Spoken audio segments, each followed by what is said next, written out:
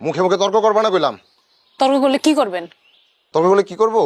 একটা হয় আমি পিহিরিতে বুঝি কম, বুঝাইলেও বুঝি না, কিসের মোহে পুইরা ঘুরতে থাকি নিজেও জানি না। হচ্ছে বানাইছে আমায় সে বড় আজব কারিগর, নসিব দিছে ঘরে বান্ধার বানাইয়া অবুঝেই অন্তর।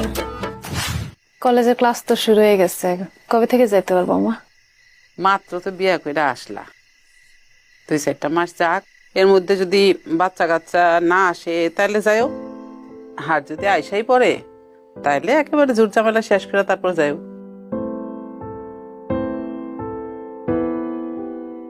আপনি তো বলছিলেন